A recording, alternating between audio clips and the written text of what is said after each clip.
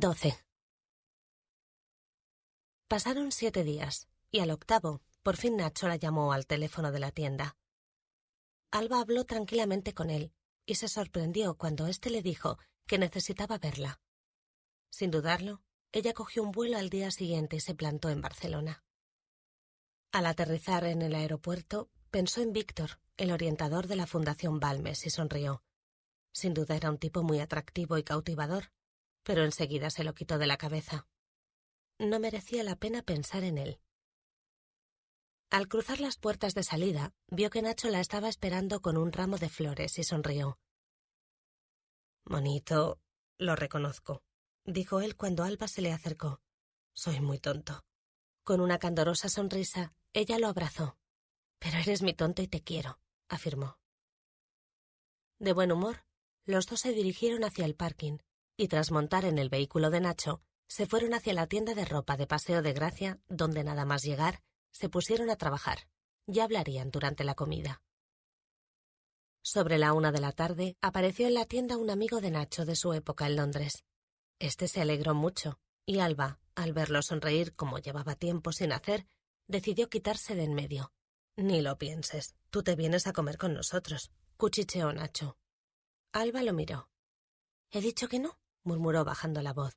«Vete a comer con él y esta tarde vengo a recogerte cuando cierres la tienda». «Pero te he hecho venir para hablar». «Ya hablaremos esta noche», repitió ella. Nacho suspiró. «¿Pero qué vas a hacer tú sola por la ciudad toda la tarde?» Ella sonrió, y sin saber realmente lo que iba a hacer, respondió: «Dar un paseo por las Ramblas, por el barrio gótico, visitar la playa y disfrutar del precioso día que hace hoy. ¿Te parece poco?» Finalmente, Nacho claudicó, y cuando ella se marchó, la miró y sonrió. A cabezota tampoco la ganaba nadie. Alba, que ya se manejaba bien por Barcelona, caminó disfrutando del día, hasta que el hambre le hizo rugir el estómago y decidió entrar en un restaurante. Tras mirar la carta, pidió de primero escalivada, de segundo carrillada de cerdo al horno y de postre crema catalana. Le encantaba. Cuando acabó, cogió su bolso y salió a la calle. No tenía prisa, por lo que se sentó a una mesita de la terraza del local. Allí pidió un café con leche, sacó su libro del bolso y se puso a leer, hasta que alguien le tocó en el hombro. Al mirar, vio a una mujer rubia que la saludó con una candorosa sonrisa. «Hola, Alba, ¿me recuerdas?»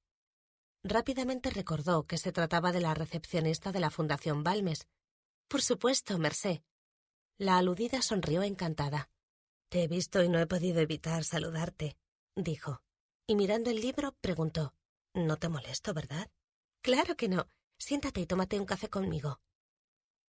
Contenta, la mujer se sentó, y tras pedirle un café al camarero volvió a preguntar: «¿No dijiste que eras de Madrid?»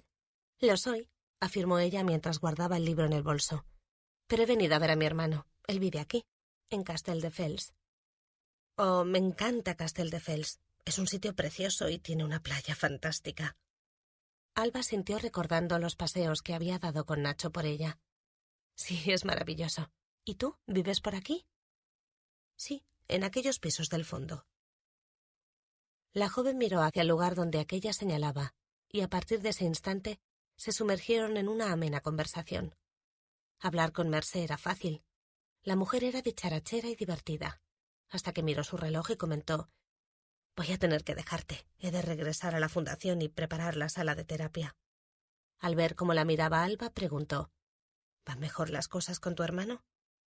«Eso parece», afirmó ella contenta. Mercé asintió.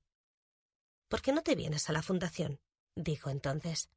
«Podrías asistir a una terapia de grupo y así verías de qué va». «No sé», dudó ella. «¿Nunca has estado en una terapia de grupo?» «No». Su sinceridad y aquellos tiernos ojillos azules que la miraban tocaron el corazón de Mercé. «Deberías asistir. Nunca está de más», insistió. Alba suspiró. Una parte de ella quería, aunque la otra se negaba. «¿Pero realmente qué es una terapia?», preguntó. «Siempre digo que una terapia para mí es hablar, desahogarse. Las personas que acuden a ella cuentan lo que les ocurre, lo que las inquieta o asusta, y los que escuchamos podemos dar nuestra opinión, eso sí, con educación». Si bien he de advertirte que en ocasiones algunas terapias son duras. ¿Llevas mucho tiempo en la fundación? La mujer se encogió de hombros. 6 años, desde que mi hija murió. Alba se afligió al oír eso, y cogiéndola de las manos murmuró: «Lo siento, Mercé, siento habértelo recordado». Emocionada pero tranquila, la mujer contestó: «No pasa nada, bonita. Susana siempre está en mi cabeza». Y tras un triste silencio musitó: «Conocí la Fundación Balmes cuando el médico que la llevaba me entregó una tarjeta. Necesitábamos apoyo y la fundación nos lo dio. Por desgracia, mi niña enfermó de cáncer. Todo fue rápido, muy rápido y...». Alba la cogió nuevamente de las manos y murmuró: «Lo siento mucho». La mujer sonrió con tristeza. «¿Cuántos años tenía tu hija?», quiso saber Alba. 25. Cuando ella murió, la fundación me ayudó en todo lo que pudo. Nunca podré agradecerles lo bastante su apoyo, su cariño, su interés. Cuando me recuperé, decidí hacer por los demás lo que desinteresadamente habían hecho por mí y por mi hija. SIDA, cáncer. Son enfermedades terribles en las que, sin lugar a dudas, no has de encontrarte solo. Y mientras yo pueda, ayudaré a quien lo necesite, como en su momento me ayudaron a mí». «Lo que dices es muy bonito». «Sí, hija, lo es. Ni te imaginas el poder de una sonrisa, de una mano en tu hombro en un momento así. Sin duda, ayudar a los demás te llena de gratificaciones, aunque no te lo voy a negar. También hay momentos duros cuando Dios se lleva a la gente demasiado pronto». «Yo no creo en Dios», comentó Alba mirándola. «Pues yo necesito creer en Él, si no, para mí la vida no tendría sentido». La chica sonrió. Su abuela y su madre eran creyentes. Eran personas de ir a misa los domingos, algo que ella había dejado de hacer en la adolescencia. «Entiendo lo que dices, Mercé», insistió, «pero no me parece justo que si existe un Dios, permita que pasen las cosas que pasan». La mujer asintió. «Eso que acabas de decir lo dijo mi hija mayor cuando murió Susana. Desde entonces ella no cree en nada. Únicamente tiene fe en ayudar a los demás con sus propias manos y sus propias acciones». «Opino como tu hija. Ayudar al prójimo es siempre bonito, pero hay que tener tiempo para...». «Sí, hay que tener tiempo, pero además de eso hay que tener 3 cosas fundamentales: paciencia, amor y corazón. No todo el mundo vale para tratar o cuidar a personas con enfermedades tan particulares como estas». Acto seguido, miró el reloj y comentó: «He de marcharme. Tengo que preparar la sala para la terapia. ¿Te animas a venir?». Alba lo pensó. No tenía nada que hacer, y sin dudarlo más afirmó: «Sí, iré». Media hora después, al entrar en la fundación, Alba vio a Víctor en la misma salita azul donde había estado con él días antes, y se fijó en cómo hablaba con una pareja de la edad de sus padres, y en cómo con gestos cariñosos consolaba a la mujer que lloraba. Por petición de Mercé, la siguió hasta una sala donde colocaron las sillas en círculo, y cuando terminaron, salieron de allí. Al regresar a recepción, el teléfono comenzó a sonar y Mercé lo cogió con diligencia. Mientras tanto, Alba observó cómo Víctor entregaba al matrimonio una carpeta como la que le había entregado a ella, y luego los acompañaba hasta la salida. El orientador sonrió al verla. A escasos metros estaba la joven que de nuevo copaba sus pensamientos como en el pasado. Sin embargo, dio media vuelta y desapareció. Inquieto entró en su despacho para ordenar sus ideas. Luego fue a la salida donde se encontraba la cafetera y, sumido en sus pensamientos, preparó unos cafés mientras se preguntaba si debía contarle quién era él en realidad. Al final, y algo más tranquilo, reapareció ante ella con una bandeja en la que había varios cafés. «Con leche y 2 azucarillos, como te gusta». Ese detalle hizo sonreír a Alba, y cogiendo el café que él le entregaba murmuró: «Gracias». Víctor le guiñó un ojo, y tras dejar sobre el mostrador otro café para Mercé, dijo: «Estoy encantado de volver a verte aquí. ¿Echaste una ojeada a la información que te di?». De pronto, a Alba le resultó familiar aquella forma de guiñar el ojo, pero pensó que era imposible y descartó la idea. «Sí, y gracias», respondió. «Me sirvió para más de lo que crees». «¿Hablaste con tu hermano?». Sin ganas de contarle que aún no había mantenido esa conversación con él, Alba mintió. Sí. ¿Y se anima a venir? Tiempo al tiempo. Víctor asintió. No quería insistir y preguntó mientras cogía una hoja que Mercé le entregaba. ¿Vienes a la terapia? Sí, aunque quizá me vaya antes de que acabéis. He quedado con mi hermano y... Si te esperas, puedo acercarte con mi coche a donde quieras. La cortó él, deseoso de que lo hiciera. En ese instante se abrió la puerta de la calle y la gente comenzó a entrar. Alba observó cómo Víctor les daba la bienvenida hasta que llegó un hombre trajeado y tras saludarlo, el orientador miró a la joven. Alba, él es Rodrigo Rosell, explicó, uno de nuestros psicólogos. Encantada, saludó ella dándole la mano. Lo mismo digo, afirmó aquel con una afable sonrisa. Dicho esto, Víctor se alejó y se metió en la sala que minutos antes habían preparado ella y Mercé. Poco después, volvió a salir y animó a entrar a las personas que estaban llegando. Alba los observó. Había de todo. Gente joven y gente mayor. Algunos acudían solos y otros acompañados, pero una vez llegaban allí, todos eran recibidos con una sonrisa. Poco a poco la gente fue tomando asiento, y Mercé le indicó a Alba que se sentara en la segunda fila del círculo de sillas. Sin dudarlo, ella lo hizo, y contó 19 personas. Cuando Víctor cerró la puerta y Mercé se acomodó a su lado, el psicólogo hizo una pequeña introducción. Luego, una mujer llamada Neus comenzó a hablar, hasta que rompió a llorar y fue consolada por un señor y una joven, que Alba supuso después que eran su marido y su hija. Con el corazón encogido, escuchó cómo la mujer relataba que había contraído el VIH a través de una transfusión de sangre por una operación. Sin embargo, el corazón se le rompió del todo cuando la pobre mujer habló del rechazo de su hija mayor, que había tenido un bebé y no permitía que ella lo cogiera en brazos ni lo besara, por miedo a que lo contagiara. Escuchar su angustia y su desesperación la estaba matando, y solo pudo controlar las ganas de llorar que sentía cuando sus ojos y los de Víctor se encontraron y éste, sin hablar, la tranquilizó con un gesto. Desde su posición, Víctor sentía que hacía tiempo que no estaba tan inquieto. Ver de nuevo allí a la joven de los dulces ojos azules lo tenía totalmente abstraído y no podía apartar la mirada de ella. Sin duda, como habría dicho su madre, el mundo era pequeño, muy pequeño. Cuando Neus terminó de hablar, le tocó el turno a Joaquín. Se trataba de un drogadicto en proceso de rehabilitación que contaba cómo cada mañana al levantarse tenía que luchar contra las ganas de ir a pillar la heroína o la cocaína que tanto le apetecían, pero que cuando por la noche se metía en la cama, se felicitaba a sí mismo por haber conseguido estar limpio un día más. Después, otra persona y otra hablaron de sus problemas. Alba los escuchó con atención, hasta que al final la terapia acabó. Joaquín, que estaba sentado delante de ella, se levantó y se volvió, y ella le dio la mano sonriendo y lo animó a continuar por el mismo camino por el que iba. Sin duda, el gran beneficiado sería él. Tras despedirse de él, Alba miró a Neus. Aquella mujer, con su triste historia, le había tocado el corazón.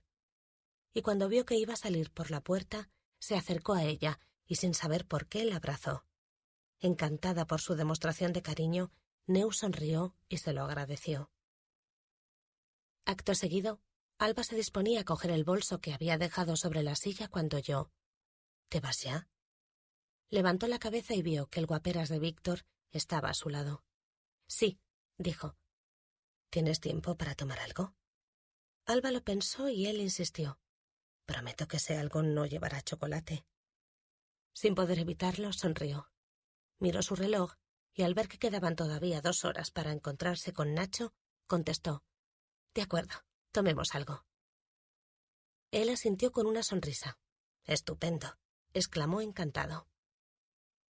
Una vez Víctor le hubo indicado a Mercé que estaría en el bar de enfrente por si lo necesitaban, Alba y él salieron juntos de la fundación. Ella estaba nerviosa. Aquel hombre le imponía.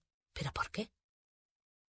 Cuando entraron en el bar, tras pedir ella una Coca-Cola y él un café, se sentaron a una mesa. «¿Qué te ha parecido la terapia?», preguntó él. La joven suspiró y respondió con sinceridad: «Dura». Víctor asintió. «No siempre es así», mirándola. hay ocasiones en las que nos reímos. La risa también es buena para ayudar a las personas. ¿Trabajas para la fundación? Eso depende de cómo lo mires. Al comprobar que estaba sorprendida por su respuesta, él aclaró. En la fundación soy voluntario. Mi trabajo es otro. ¿Cuál? Preguntó ella, curiosa. Víctor sonrió y, dispuesto a saber más de ella, susurró. Solo responderé si antes me dices en qué trabajas tú. Regento una tienda de ropa en Madrid, respondió Alba escuetamente. Él asintió y, clavando los ojos en ella, la informó. Trabajo para una editorial. Soy traductor de inglés y alemán. Vaya, qué interesante. Durante un buen rato, los dos charlaron ensimismados. Alba le preguntó cosas acerca de su trabajo, pues siempre le había llamado mucho la atención, y él respondió encantado. Hablar con ella de otros temas que no fueran enfermedades era maravilloso. Tengo que confesarte algo y no sé si te va a gustar, dijo él de pronto en un momento dado. Ella lo miró curiosa y él prosiguió. Ya nos conocíamos, pero no debí de dejarte huella porque no te acuerdas de mí. ¿Ya nos conocíamos? Preguntó sorprendida. Él asintió y, bajando la voz, murmuró. Fue hace muchos años, en una discoteca de Madrid llamada Joya Slava. Yo hacía la mili en Toledo y fui con mis amigos allí. Te invité a una copa y luego salimos a tomar café y un chocolate con churros a San Ginés y al sábado siguiente me diste plantón. ¿Aquel chico eras tú? Víctor asintió con cara de circunstancias y Alba parpadeó sorprendida. ¿Por eso le había sonado aquel guiño? El hombre atractivo e interesante que tenía ante ella era aquel muchacho que conoció un día y al que por primera vez ella se lanzó a besar. Estaba boquiabierta por el descubrimiento cuando él añadió. Si no acudí a nuestra cita fue porque en el cuartel me negaron el pase para ese sábado, y al no tener el teléfono de tu casa no pude avisarte. Ni te imaginas cuánto sentí no volver a verte. Alba parpadeó sorprendida, y sin poder remediarlo rió. Que sepas que me enfadé mucho por el plantón, pero tranquilo, ya lo superé. Ambos soltaron una carcajada, y Víctor continuó. Cuando te reconocí el otro día me quedé tan desconcertado que no supe qué decirte. De nuevo tenía ante mí a la madrileña de ojos preciosos que había conocido, y por fin podía darte una explicación sobre aquel plantón, aunque no te la di. ¿Por qué? ¿Por qué no me dijiste nada? Víctor resopló y cuchicheó. Porque creí que no era el momento. Tú estabas aquí por otras cosas y me dio apuro. Además, al ver que no te acordabas de mí como yo de ti, mi amor propio de hombretón se sintió herido. Alba sonrió. Sin duda el tiempo la había tratado muy, pero que muy bien. Iba a decir algo cuando él prosiguió. ¿Cuántos días vas a estar en Barcelona? Mañana me voy, he de trabajar. Los dos rieron y entonces él preguntó. ¿Cenas conmigo esta noche? Ella lo miró sorprendida. Más directo no podía ser. ¿Pretendes que te perdone así el plantón? Replicó. Víctor asintió con su bonita sonrisa y, acercándose un poco a ella, cuchicheó. No lo dudes, ojazos. Alba sonrió. Aquella palabra, ojazos, la transportó al pasado, e inevitablemente pensó qué habría sido de ellos si aquella cita no hubiera terminado en un plantón. En ese instante entraron en el local un grupo de hombres y mujeres que había visto en la fundación y se acercaron a ellos. Víctor, dijo uno dirigiéndose a él, Mercé me ha dicho que ha telefoneado tu mujer para decirte que la niña tiene un poco de fiebre, que la llames. Alba se quedó sin habla. ¿Casado? ¿Mujer? ¿Hija? Se acaloró y mirándolo pensó. ¿Y aún así quieres invitarme a cenar? Menudo cara dura. Conteniendo los impulsos que tenía de tirarle la Coca-Cola a la cara, no dijo nada mientras seguía pensando que era un sinvergüenza. Aquel guaperas era como su exmarido, un viva la vida que solo pensaba en sí mismo. Permaneció unos segundos en silencio, hasta que vio que él se daba la vuelta para contestar a algo que uno de aquellos le preguntaba, y aprovechando el momento, cogió su bolso y salió del bar a toda prisa. Una vez en la calle vio un taxi, se apresuró a subir a él y tras cerrar la puerta se marchó a la carrera de allí. Definitivamente, qué mal ojo tenía para los hombres. Cuando Víctor se dio cuenta de que había desaparecido, salió a la calle corriendo.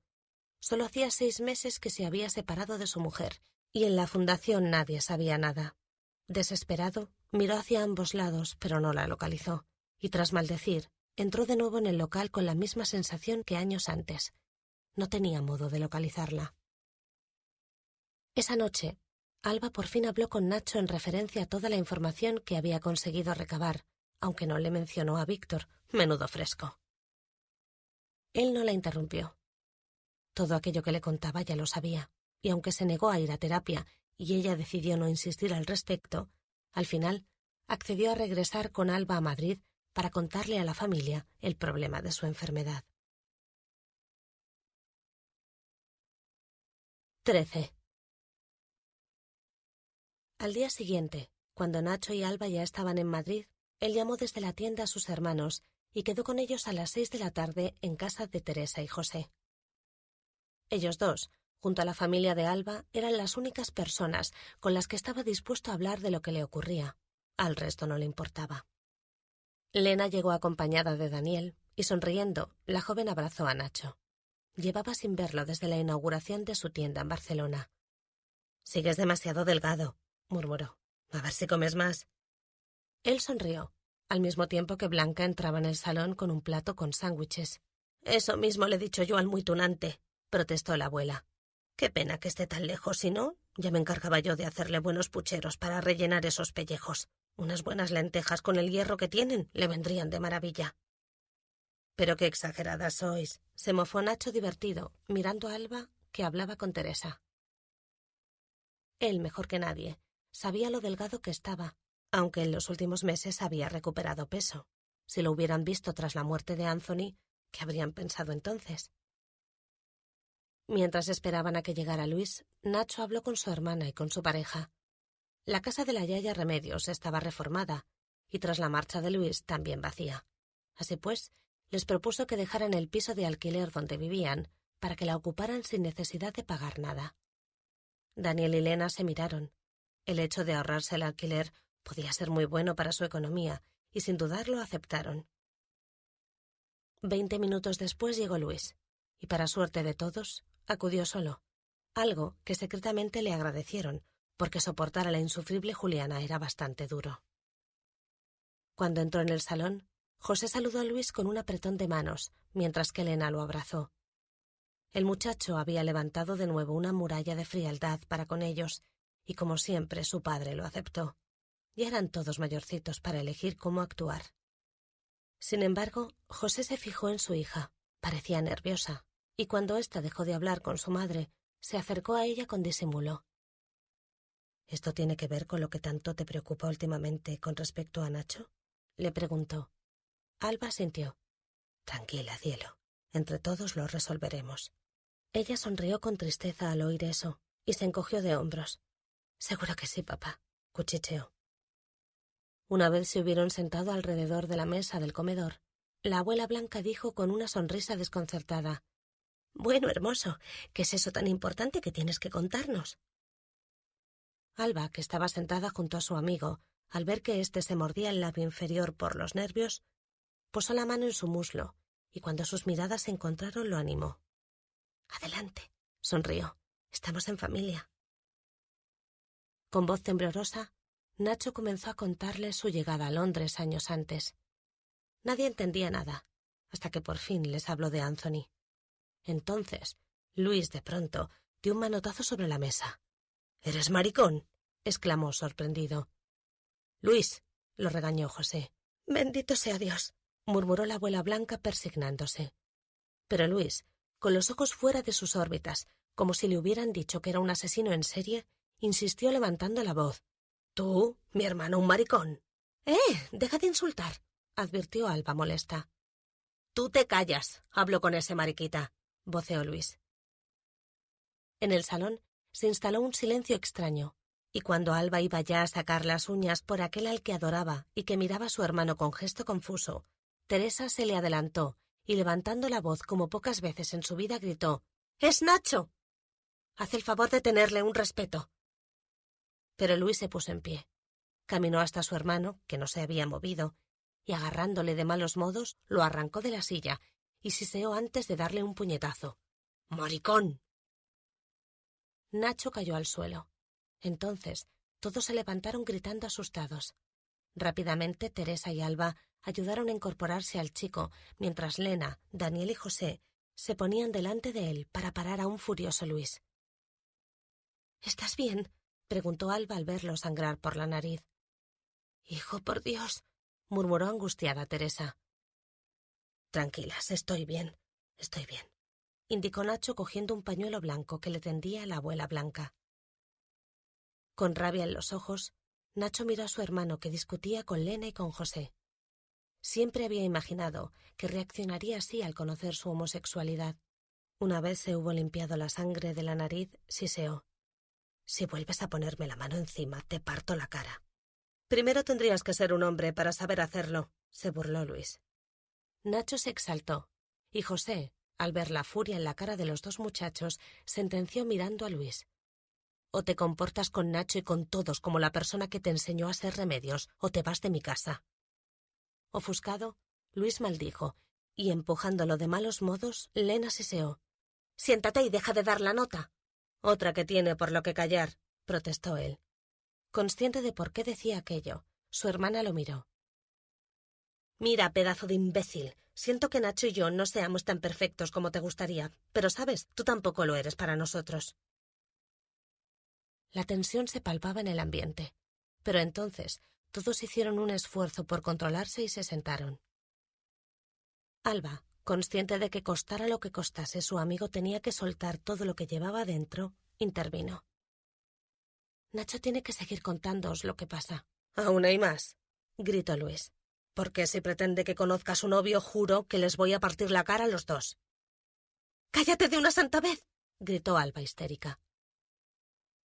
Nacho suspiró.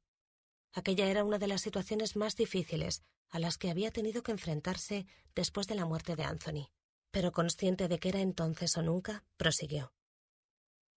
Cuando mencionó la palabra VIH y SIDA, pudo ver cómo todos, sin excepción, contenían la respiración. Alba, después de dejar sobre la mesa los folletos informativos que le habían dado en la Fundación Balmes, ayudó a su amigo en todo lo que pudo, y al ver los gestos de su madre y de su abuela murmuró. «Sé que esto asusta, lo sé porque yo también me asusté, pero...» «Pero nada», la interrumpió Luis. «Su conducta inaceptable lo ha llevado a esta situación. Ahora que lo afronte. ¿O acaso espera que nosotros busquemos la solución?» Con ganas de cogerlo por el pescuezo y retorcérselo, Nacho miró a su hermano y respondió consciente de lo que decía. «De ti particularmente no espero nada, pero debías saberlo, como el resto». La tensión era patente. Estaba claro que Luis no lo iba a poner fácil, y sin escrúpulos ni compasión por lo que el otro les había contado, siseó. «Me avergüenza que seas mi hermano». «Luis, por el amor de Dios, no digas eso», protestó la abuela Blanca con el corazón roto, sin llegar a entender realmente la situación. Al oír eso y ver el gesto dolorido de Nacho, Lena se levantó y lo abrazó. Ella estaría a su lado, pasara lo que pasase, tuviera lo que tuviese. Lo quería demasiado, y él no le había fallado jamás, ni en sus peores momentos. Pero Luis era incapaz de razonar. Homosexual. Su hermano era gay. Aquello iba contra natura, y cuando comenzó a insultarlo de nuevo, Nacho se levantó y, para no partirle la cara, se fue al baño. Cuando se quedaron a solas en el salón, mientras la abuela Blanca los observaba con unos ojos como platos, Alba intentó tranquilizar a Luis, pero éste no la dejó. «Todo lo que digas me sobra. Solo sé que me va a avergonzar ante mi familia política. Tiene SIDA, una enfermedad que solo tienen los drogadictos y los maricones y...» «No tiene SIDA», dijo Alba levantando la voz. «¿Por qué no me escuchas y dejas que te lo explique? Y en cuanto a lo que piensa tu familia política, ¿acaso crees que nos importa?» «Luis», lo reprendió Lena furiosa. «¿Quieres hacer el favor de callarte y escuchar?» Con un gesto que a nadie gustó, Luis torció la boca. «Antes tú y ahora él. Y me da igual lo que penséis. No estoy dispuesto a contraer ninguna enfermedad por estar a su lado ahora que...» «No sabes de lo que hablas», gritó Alba. «Él no te va a pegar nada. ¿Pero por qué no te informas o dejas que te informe yo antes de hablar?» Él sacudió la cabeza furioso. Alba intentó explicarles entonces a todos lo que sabía sobre el VIH y el SIDA, pero Luis no quiso continuar escuchando, por lo que se levantó y se fue. Cuando se marchó, a Teresa, a Lena y a la abuela Blanca les entró el pánico. ¿Sida? ¿VIH? Aquello era de lo que oían hablar en la tele. Esa terrible enfermedad estaba matando a cientos de personas. Si Nacho era portador, ¿significaba que se estaba muriendo? Como pudo, Alba las tranquilizó con la ayuda de Daniel y José, quien, aun sin saber nada del tema, se impregnó de la positividad de su hija. Agradecida, y en cuanto las tres mujeres dejaron de llorar, la joven les explicó como pudo lo que ocurría. No iban a permitir que Nacho se muriera. Se recuperaría porque iba a medicarse, porque lo cuidarían entre todos y porque la ciencia, con sus adelantos y sus investigaciones, iba a encontrar el modo de cuidarlo. Cuando salió del baño, Nacho tenía los ojos rojos. Para él tampoco estaba siendo fácil, y al ver que su hermano se había marchado, miró a los demás y murmuró: «Siento muchísimo que...». Pero no pudo seguir. José, el bueno de José, se levantó y le dio un abrazo. «Hijo, siéntate», susurró. «Entre todos buscaremos una solución».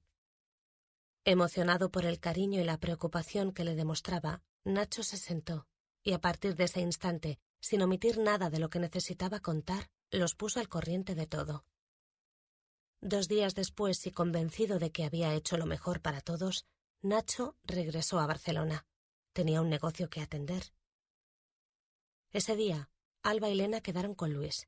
Intentaron hablar con él, pero fue imposible hacerlo entrar en razón. No quería saber nada de Nacho. Si los padres de Juliana se enteraban de que era homosexual y estaba infectado, sería una vergüenza para ellos. Las chicas no daban crédito a lo que oían, hasta que Lena lo increpó. Le chilló como una loca llamándolo calzonazos y le dejó bien claro que si su yaya estuviera viva, de quien se avergonzaría sería de él. Tras la dura y fuerte discusión, las jóvenes regresaron a sus hogares, sabiendo que aquello había marcado definitivamente un antes y un después en la familia y en su relación con Luis.